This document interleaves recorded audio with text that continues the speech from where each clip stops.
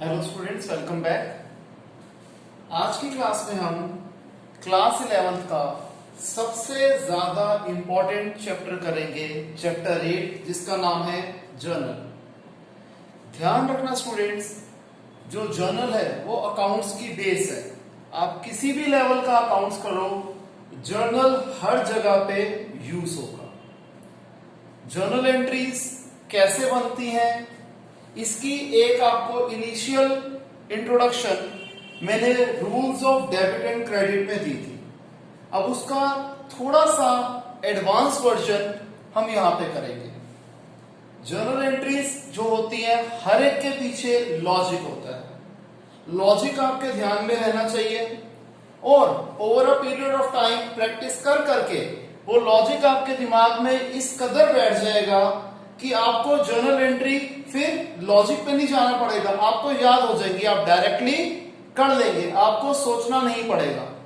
तो इसलिए अगर आप लॉजिक्स ढंग से समझ लेते हैं तो जर्नल एंट्री बनानी बहुत ज्यादा आसान हो जाती है।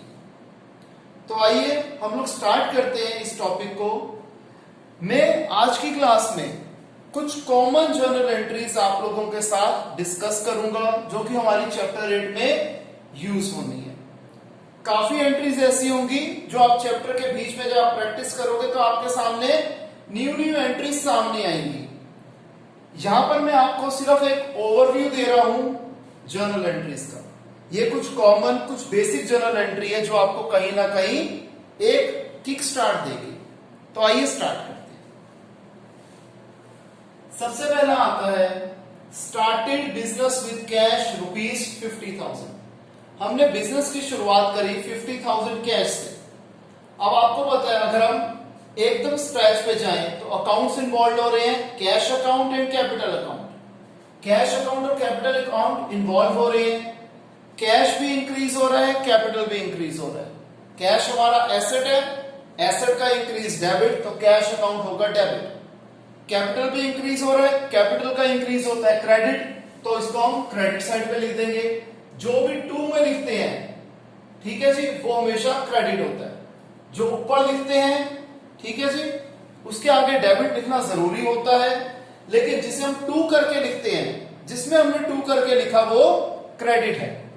कई बार कंपाउंड जर्नल एंट्रीज होती हैं कि डेबिट वाली 3 चीजें भी हो सकती हैं, क्रेडिट वाली 1 चीज हो सकती है, एंड वाइस वर्सा। डेबिट में 1 चीज और क्रेडिट में 3 चीजें, ठीक है जी।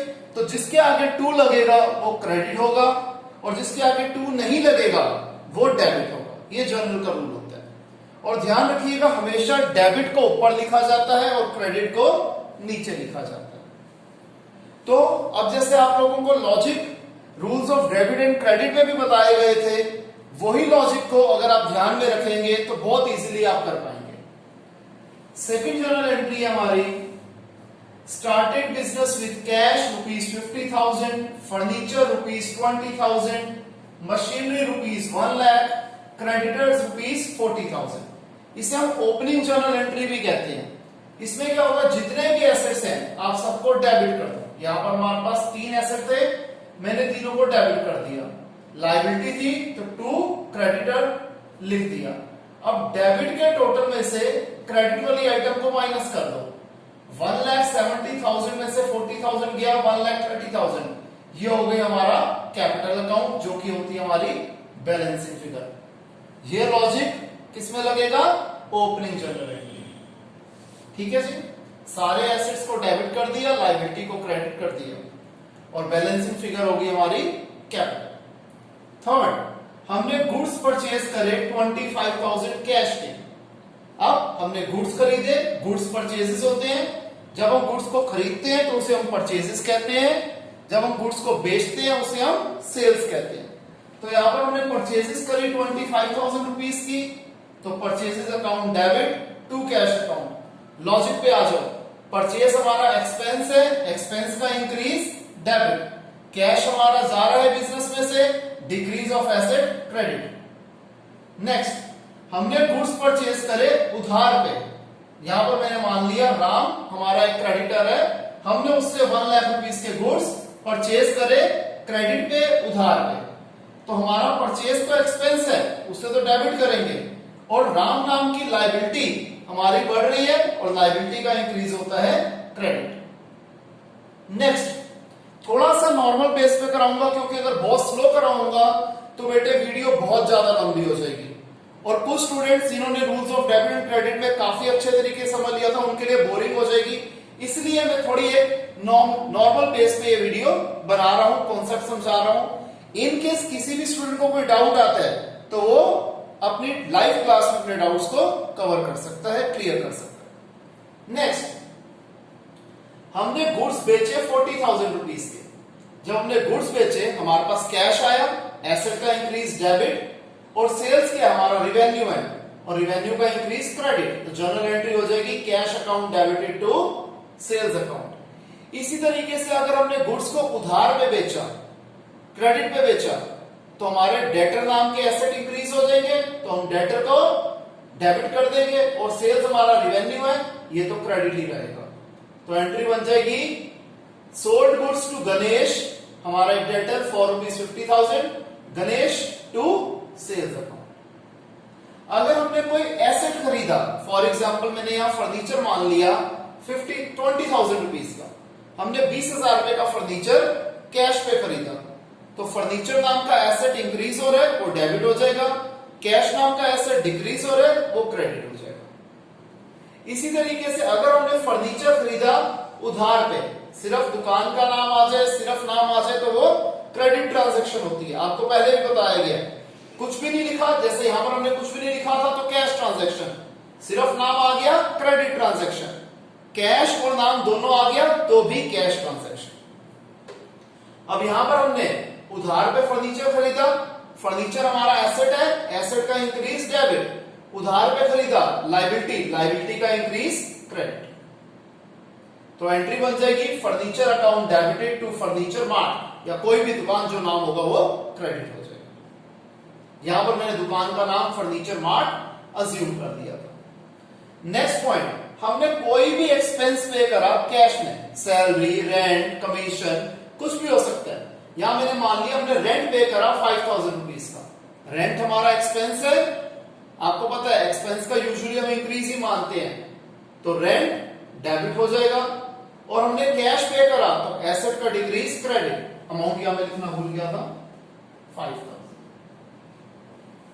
फिर अगर कोई रेंट आउटस्टैंडिंग है तो सॉरी, अगर कोई एक्सपेंस आउटस्टैंडिंग है तो एक्सपेंस तो आपको पता है डेबिट ही होता है, और आउटस्टैंडिंग एक्सपेंस क्या होता है, लायबिलिटी होता है, तो लायबिलिटी हो जाएगी क्रेडिट। तो इसी तरीके से अगर रेंट पेएबल यानी कि आउटस्टैंडिंग रेंट है तो उसकी जनरल एंट्री हो जाएगी rent account debited to outstanding rent. Clear है स्टूडेंट्स, इसे कॉपी कीजिए।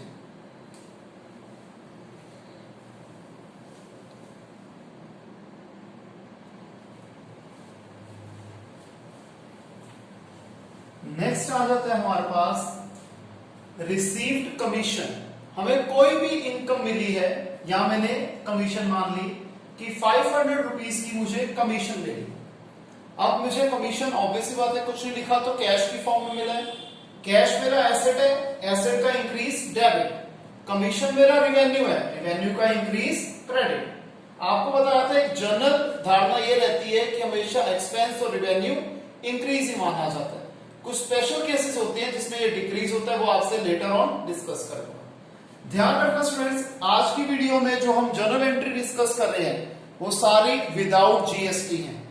जीएसटी के लिए एक अलग से वीडियो बनाई जाएगी, उसमें बहुत ही एक छोटी सी चीज बतानी होती है कि जब हम गुड्स परचेज करते हैं तो जीएसटी को हम इनपुट करके लिख देते हैं। वो कैसे लिखते हैं वो उस चैप्टर में बताऊंगा। इसी तरीके से जब हम सेल्स करते हैं तो आउटपुट करके जीएसटी को साथ में लिख दिया जाता है। तो इस चैप्टर में, इस क्लास में, इस वीडियो में हम लोग जर्नल एंट्रीज की बात करेंगे विदाउट जीएसटी, राइट। देखिए फिर आ जाता है अक्रूड रेंट ₹3,000। अक्रूड रेंट क्या हुआ, वो रेंट जो ड्यू हो गया है अभी मिला हमें नहीं है। अब जो इनकम हमारी ड्यू हो जाती है मिली नहीं है, वो एसेट है, एसेट का इंक्रीज डेबिट, और ये हमारी इनकम है, रिवेन्यू है, तो रिवेन्यू तो हमारा क्रेडिट होगा। तो जनरल एंट्री बन जाएगी अक्रूड रेंट टू रेंट। फिर प्री रुपीज 10,000। कुछ सैलरीज हमने एडवांस में पे कर दी। जो खर्चा, जो एक्सपेंस हम एडवांस में पे कर देते हैं वो हमारा एसेट होता है, एसेट का इंक्रीज डेबिट। और हमने सैलरीज कैश की फॉर्म में पे कर रहे हैं, अगर कुछ नहीं लिखा, एसेट का decrease credit. Next, pre received interest rupees 500। हमें इंटरेस्ट मिल गया, वक्त से पहले ही मिल गया, ठीक है जी, मिल गया तो कैश की फॉर्म में मिला है, कैश हमारा एसेट है, एसेट का इंक्रीज डेबिट। अब कमी, ये हमें जो इंटरेस्ट मिला है वक्त से पहले मिल गया, ठीक है जी, अभी ये ड्यू नहीं हुआ था, तो प्री रिसीव्ड इनकम क्या होती है, लायबिलिटी, लायबिलिटी का इंक्रीज क्रेडिट, तो to pre received interest. Next हमारा आ जाता है drawings made in cash rupees 2000, या फिर हम इसे इस फॉर्म में भी आ जाता है withdrawal for personal use rupees 2000। कुछ नहीं लिखा तो कैश ही अज्यूम किया जाएगा, तो जनरल एंट्री बन जाती है drawings account debited to cash account. Logic क्या है, ड्रॉइंग से हमारी कैपिटल रिड्यूस हो रही है, कैपिटल रिड्यूस हो रही है यानी कि डेबिट, तो कैपिटल को हम कभी डेबिट में लिखते नहीं, उसकी जगह लिखते हैं ड्रॉइंग्स। हमारा कैश रिड्यूस हो रहा है, एसेट का रिड्यूस यानी कि एसेट का डिक्रीज क्रेडिट, तो जनरल एंट्री बन गई ड्रॉइंग्स टू कैश। इसी तरीके से हमने विड्रॉ करे बैंक से पैसे पर्सनल यूज के लिए, ये भी हमारी ड्रॉइंग्स है, तो ड्रॉइंग्स डेबिट होती है। अभी आपको लॉजिक बताया, जहां हमारा bank balance again asset decrease हो रहा है, एसेट का डिक्रीज क्रेडिट, तो जनरल एंट्री बन गई drawings account debited to bank account. Next, drawings of goods जिसका कॉस्ट प्राइस था 800, सेलिंग प्राइस है 1000।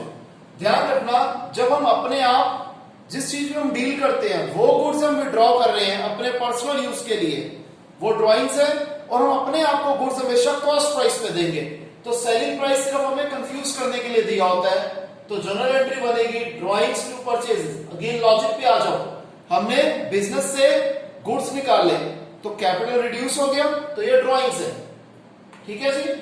और जो गुड्स क्या था हमारा बेटे, स्टॉक था, स्टॉक हमारा एसेट है, एसेट का डिक्रीज क्रेडिट, तो यहां पर हम स्टॉक की जगह लिखेंगे परचेजेस, क्योंकि जब भी हम अपने आप को गुड्स देंगे, हम गुड्स से ड्रॉ करेंगे, तो परचेजेस ही क्रेडिट होगा। ध्यान रखना, परचेजेस क्रेडिट कब कब होता है, जब हम गुड्स विड्रॉ करते हैं पर्सनल यूज के लिए, सेकंड जब हम चैरिटी करते हैं गुड्स की फॉर्म में, थर्ड जब हम एडवर्टीजमेंट करते हैं गुड्स की फॉर्म में, फोर्थ जब हमारा माल जल जाता है या चोरी हो जाता है। इन चारों केसेस में हम परचेजेस को क्रेडिट करेंगे, और परचेजेस को क्रेडिट करने का मतलब यही होता है कि हमने वो चीज कॉस्ट प्राइस पे ले ली है, ठीक है जी। सेल्स हम नहीं लिख सकते कभी भी कॉस्ट प्राइस पे, इसलिए इन चारों केसेस में परचेजेस होता है क्रेडिट। एक केस आपको भी करवा दिए, 3 केसेस अभी और later half of the video में करवाऊंगा। नेक्स्ट, हमने मोटरसाइकिल खरीदी पर्सनल यूज के लिए। आपको पता है पर्सनल यूज के लिए कुछ भी आ जाए, कहीं भी आ जाए, वो होता है ड्रॉइंग्स है, तो ड्रॉइंग्स डेबिट हो जाएगी। और हमने ऑब्वियस बात है बिजनेस में से पैसा निकालना है, तो हमारा कैश रिड्यूस हो गया टू कैश अकाउंट। क्लियर है? अगर इसी तरीके से यहां पर आता, हम इस तरीके से ये भी डाल सकते थे कि invested in shares,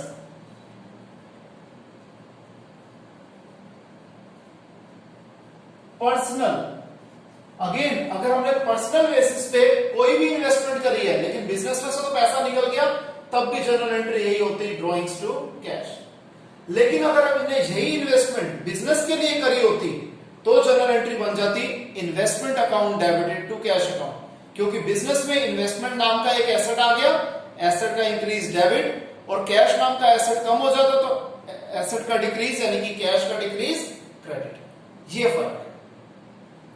next, additional capital brought in, हमने बिजनेस को बढ़ाना था, हमने बिजनेस में और पैसा लगा दिया, या फिर इसको दूसरे तरीके से कैसे लिख सकते हैं, हमने घर का कुछ सामान बेचा, या मैंने मान लिया मैंने घर का फर्नीचर बेचा और वो पैसा भी मैं बिजनेस में ले आया, या फिर हमने अपने पर्सनल बैंक अकाउंट से, पर्सनल सेविंग से हम पैसा ले आए बिजनेस के अंदर, या फिर हमने अपना घर बेच दिया, वो पैसा हम बिजनेस में ले आए, या फिर हमने अपनी इन्वेस्टमेंट जो हमारी पर्सनल थी वो बेच के हम पैसा बिजनेस में ले आए।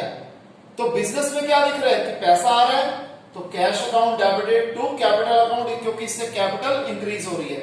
यहां पर कहीं पे भी फर्नीचर इन्वेस्टमेंट क्रेडिट नहीं होगी, क्योंकि बिजनेस के लिए वो एग्जिस्ट नहीं करती थी। वो प्रोप्राइटर ने जहां से भी उसका बंदोबस्त करा, सिर्फ जो जर्नल एंट्री बनेगी बिजनेस के पॉइंट ऑफ व्यू से बनेगी, बिजनेस में कैश आया और उससे हमारा कैपिटल इंक्रीज हो गया। वो कहां से आया उससे कोई लॉजिक नहीं है कि वो जो प्रोप्राइटर है वो अपना घर बेच के लाया, अपने एसेट बेच के लाया। सिर्फ लॉजिक हमें क्या दिखेगा कि बिजनेस में एसेट इंक्रीज हो गया कैश के नाम का, तो एसेट का increase debit, that is cash account debit, और हमारी कैपिटल इंक्रीज हो गई, कैपिटल का इंक्रीज क्रेडिट।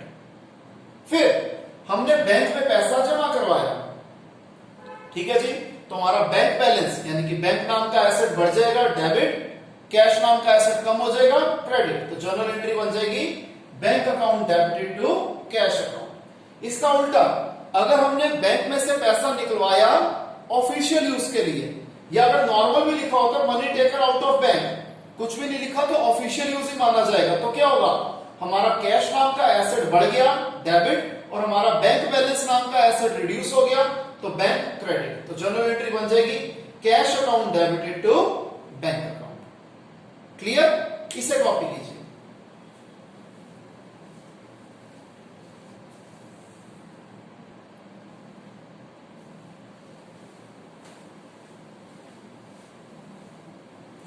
नेक्स्ट हमने लिया bought a horse for ₹1 lakh.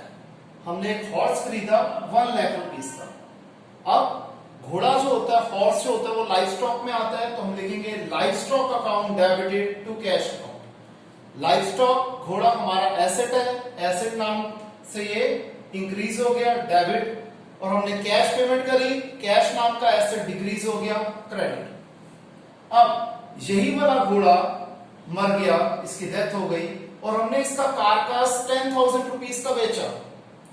अब ये कंपाउंड जर्नल एंट्री है जिसमें एक डेबिट और एक क्रेडिट होता है, वो नॉर्मल एंट्रीज होती हैं। जिसमें ज्यादा हो जाए, एक से ज्यादा डेबिट हो या एक से ज्यादा क्रेडिट हो, वो कंपाउंड एंट्री है।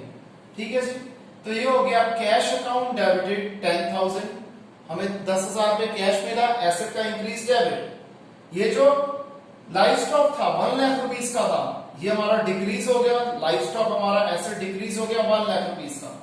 1 लाख वाली चीज 10,000 की बिकी, 90,000 रुपए का 90,000 का हमें लॉस हो गया, तो हम लिख देंगे profit and loss account debited. ध्यान रखना, हम लिखेंगे प्रॉफिट एंड लॉस, जब भी प्रॉफिट एंड लॉस को डेबिट किया जाता है इसका मतलब लॉस है, और जब भी हम प्रॉफिट एंड लॉस को क्रेडिट करते हैं इसका मतलब वो प्रॉफिट है।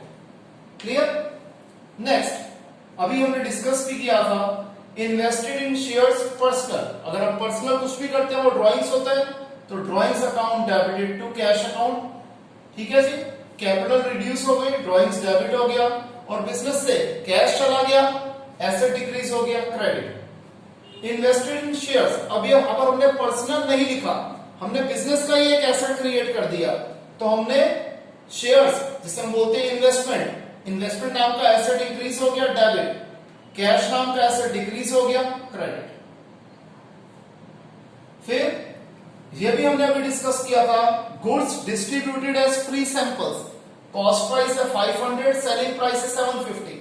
जब हमने फ्री सैंपल्स के रूप में अपने गुड्स बांटे, ये एडवर्टीजमेंट के लिए बांटे थे, तो एडवर्टीजमेंट हमारा एक्सपेंस है डेबिट टू परचेसेस अकाउंट। आपको बताया था परचेसेस को हम कब कब क्रेडिट करते हैं, तो यहां पर हमेशा वही कॉस्ट प्राइस आएगा, तो 500 ईच।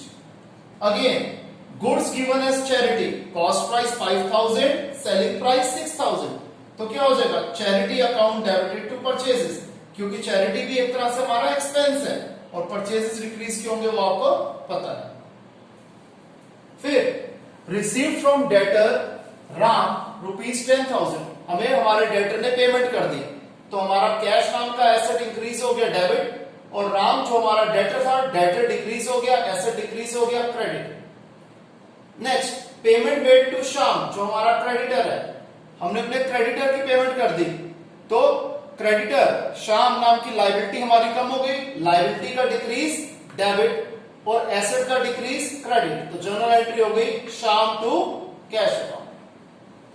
फिर नेक्स्ट, हमें मिले जो कि हम पिछले कुछ सालों में बैड डेट मान चुके थे, हमने माना था हमारा ये पैसा डूब गया, तो सोहन नाम का कोई भी शख्स हमारे बुक्स ऑफ अकाउंट्स में एग्जिस्ट नहीं करता था। तो जनरल एंट्री क्या बन जाएगी, cash account debited to bad debt recovered account. कैसे बनी, हमें कैश मिल गया, एसेट का इंक्रीज डेबिट, और डूबा हुआ पैसा मिल गया, हमारा फायदा है, ठीक है जी। तो बैड डेट रिकवर्ड क्रेडिट, ठीक है जी, क्योंकि हमारा प्रॉफिट है। फिर घनश्याम जिसने हमारे 500 रुपए देने थे वो बैंकक्रप्ट हो गया, दिवालिया हो गया, कंगाल हो गया, और उससे हमें कुछ भी नहीं मिल रहा, सारे का सारा पैसा हमारा डूब गया।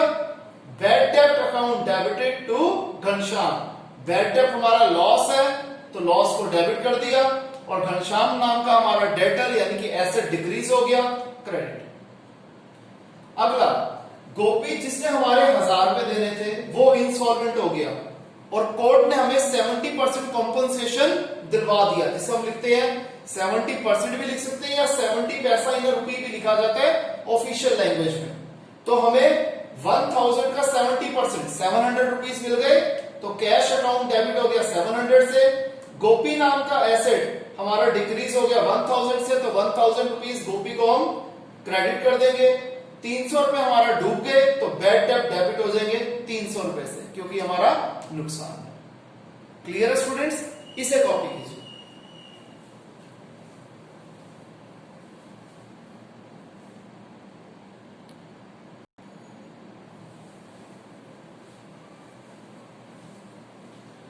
तो नेक्स्ट है हमारे पास रिसीव फ्रॉम राम, जो हमारा डेटर है, 2800 रुपीज हमें मिले in full settlement of our claim of rupees 3000। हमें उससे लेने थे 3000 रुपीज, हमने 2800 रुपीज लिए और फुल सेटलमेंट कर दिया। फुल सेटलमेंट मींस हिसाब किताब खत्म, हमें कैश मिला 2800, कैश हमारा एसेट है, एसेट का इंक्रीज डेबिट 2800। अब 200 रुपए का हमें नुकसान हुआ जो हमने डेलिबरेटली डिस्काउंट उसे दिया, ठीक है जी। तो डिस्काउंट अलाउड डेबिटेड 200। ध्यान रखना, जब हम डिस्काउंट देते हैं जो हमारा नुकसान है तो डिस्काउंट अलाउड होगा और वो डेबिट होगा, और जब हमें डिस्काउंट मिलेगा तो डिस्काउंट रिसीव्ड होता है और वो हमेशा क्रेडिट होता है। अगर हम डिस्काउंट को डेबिट कर रहे हैं तो वो भी अंडरस्टूड है कि वो डिस्काउंट अलाउड है। सिमिलरली अगर हम डिस्काउंट अकाउंट को क्रेडिट कर रहे हैं तो वो अंडरस्टूड है कि वो डिस्काउंट रिसीव्ड है। अब हमारा राम नाम का एसेट डिक्रीज हो गया, एसेट का डिक्रीज क्रेडिट। अब इसी की उल्टी रिवर्स एंट्री, क्या हमने क्रेडिटर को पेमेंट करी 4500 रुपीज की, जबकि हमने उसके देने थे 5000 रुपीज, और म्यूचुअली एग्री किया गया कि अकाउंट सेटल्ड हो गए, यानी कि हिसाब किताब पूरा खत्म। तो हमारी लायबिलिटी 5000 रुपीज से कम हो गई, लायबिलिटी का डिक्रीज डेबिट, तो मोहन को हमने डेबिट कर दिया 5000 रुपीज से। हमने एक्चुअली कैश पे किया 4500 का, एसेट का डिक्रीज क्रेडिट 4500, और हमने 5000 की जगह 4500 रुपए दिए, 500 रुपए का हमारा फायदा हो गया, यह हमें डिस्काउंट मिला है, तो डिस्काउंट रिसीव्ड क्रेडिट हो जाएगा 500 रुपीज से। नेक्स्ट, हमने किसी भी एसेट के ऊपर डेप्रिसिएशन लगाया, फॉर एग्जांपल मैंने फर्नीचर के ऊपर डेप्रिसिएशन लगाया 2000 रुपए का। अब डेप्रिसिएशन की हमारा एक्सपेंस है तो ये डेबिट होगा, और इससे हमारे फर्नीचर की वैल्यू कम हो गई, एसेट डिक्रीज हो गया, क्रेडिट हो जाएगा। नेक्स्ट, हमने 500 रुपए वेजिस के दिए, 3000 रुपए रेंट के दिए, 2000 रुपए सैलरीज के दिए, तीनों हमारे खर्चे हैं, तीनों एक्सपेंस है, तीनों को डेबिट कर दिया। इसका टोटल है 5500, तो टू कैश अकाउंट, कैश हमारा 5500 से रिड्यूस हो गया, डिक्रीज हो गया, इसे हमने क्रेडिट कर दिया। नेक्स्ट, हमें एक चेक मिला मिस्टर राम से और हमने वो उसी दिन बैंक में डिपॉजिट करवा दिया, या फिर हमें एक चेक मिला और उस चेक के बारे में क्वेश्चन में फर्दर कुछ भी नहीं कहा गया। ध्यान रखना, जब हमें एक चेक मिलता है तो हम हमेशा क्वेश्चन के रिमेनिंग पार्ट को पढ़ लेंगे कि उस चेक के बारे में फर्दर कुछ कहा गया या नहीं कहा गया। अगर नहीं कुछ कहा गया तो हम क्या अज्यूम करते हैं कि हमने वो सेम डे बैंक में डिपॉजिट करा दिया, तो उसकी एंट्री हो जाएगी बैंक अकाउंट डेबिटेड टू, जो हमारा डेटर था इस केस में राम था, तो bank account debited to Ram account. हमारा बैंक नाम का एसेट इंक्रीज हो गया डेबिट, और हमारा राम नाम का डेटर यानी कि एसेट डिक्रीज हो गया क्रेडिट। अब इसी का दूसरा वर्जन, हमें एक चेक मिला मोहन से 15,000 रुपीज का, और उस चेक के बारे में फर्दर कहा गया कि हमने वो चेक को बैंक में डिपॉजिट कराया। तो जब हमें वो चेक मिलता है और वो हमारे हाथ में है, हमने उसे अभी बैंक में डिपॉजिट नहीं कराया, तो उसकी जर्नल एंट्री बनती है cheques in hand debited to debtor यानी कि मोहन। चेक्स इन हैंड नाम का एसेट इंक्रीज हो गया डेबिट, मोहन नाम का एसेट यानी कि डेटर हमारा डिक्रीज हो गया यानी कि क्रेडिट। अब हमने मोहन के चेक को बैंक में डिपॉजिट करवाया, तो इसकी एंट्री क्या हो जाएगी, bank account debited to cheques in hand. Bank नाम का हमारा एसेट इंक्रीज हो गया डेबिट, और चेक्स इन हैंड नाम का डेटर हमारा डिक्रीज हो गया क्रेडिट। फिर इंटरेस्ट ऑन कैपिटल। अब ध्यान रखना, इंटरेस्ट ऑन कैपिटल ऑर्गेनाइजेशन के लिए क्या है, खर्चा है, खर्चा यानी कि एक्सपेंस, इसे किया जाएगा डेबिट, तो इंटरेस्ट ऑन कैपिटल अकाउंट होगा डेबिट। और ये मिलेगा इंटरेस्ट किसे, प्रोप्राइटर को मिलेगा, जिससे उसकी कैपिटल इंक्रीज हो जाएगी, कैपिटल का इंक्रीज क्रेडिट। इसका उल्टा interest on drawing. Interest on drawing क्या करना है, प्रोप्राइटर ने ऑर्गेनाइजेशन को देना है, तो प्रोप्राइटर का खर्चा है, लेकिन ऑर्गेनाइजेशन की तो वो इनकम है, हमें ऑर्गेनाइजेशन के हिसाब से जर्नल एंट्री करनी है, तो इंटरेस्ट ऑन ड्रॉइंग इनकम है तो क्रेडिट। लेकिन इससे क्या होगा, उसकी कैपिटल रिड्यूस हो जाएगी प्रोप्राइटर की, कैपिटल का डिक्रीज हमेशा क्या लिखते हैं, ड्रॉइंग्स लिखते हैं, तो ड्रॉइंग्स अकाउंट हो जाएगा डेबिट। नेक्स्ट क्लोजिंग स्टॉक है हमारा 20,000 रुपीज का, तो क्लोजिंग स्टॉक को हमेशा कहां पर ट्रांसफर किया जाता है, ट्रेडिंग अकाउंट में, तो जर्नल एंट्री बन जाएगी closing account debited to trading account. इसी तरीके से अगर ओपनिंग स्टॉक होता है तो उसकी एंट्री होती है trading account debited to opening account, उसमें उल्टा हो जाएगा, क्लोजिंग स्टॉक की होती है closing stock account debited to trading account, और ओपनिंग स्टॉक की होती है trading account debited to opening stock account. Clear है, इसे कॉपी कीजिए।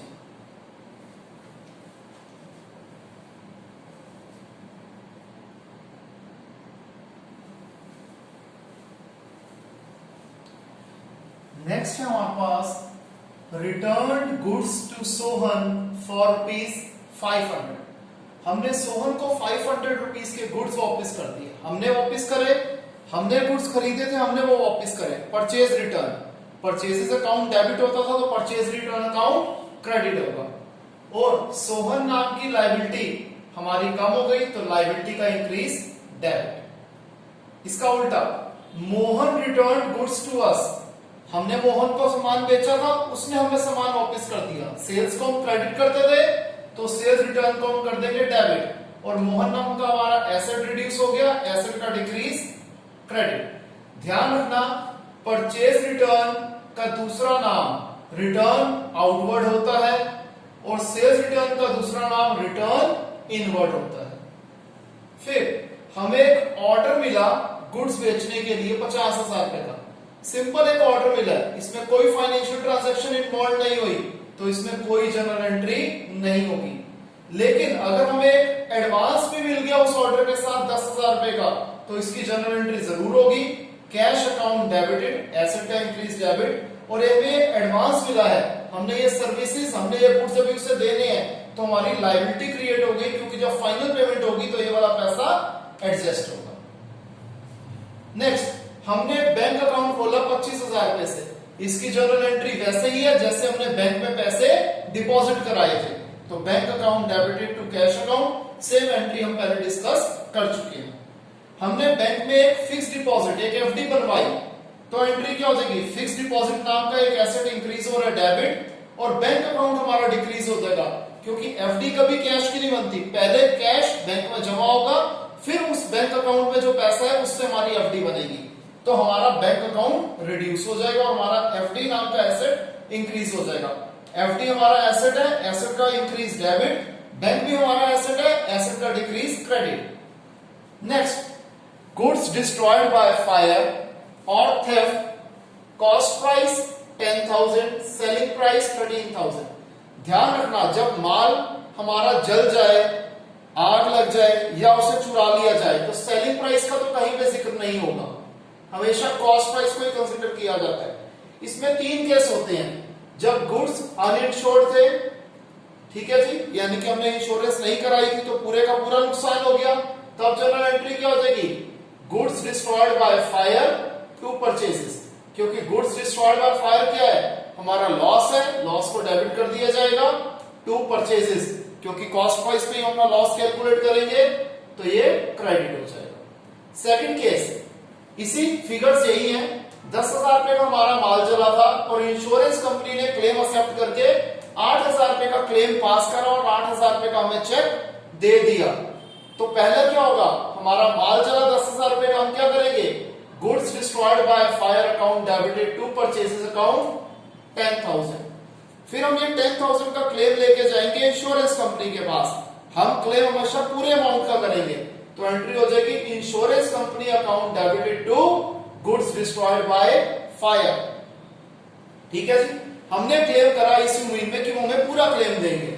थर्ड स्टेप, वो हमें 8,000 रुपए का चेक दे रहे हैं, तो बैंक नाम का एसेट हमारा इंक्रीज हो गया 8,000 रुपए से, 10,000 के हमारे गुड्स से 8,000 का चेक मिला, 2,000 रुपए का नुकसान हो गया, तो profit and loss account debited 2,000।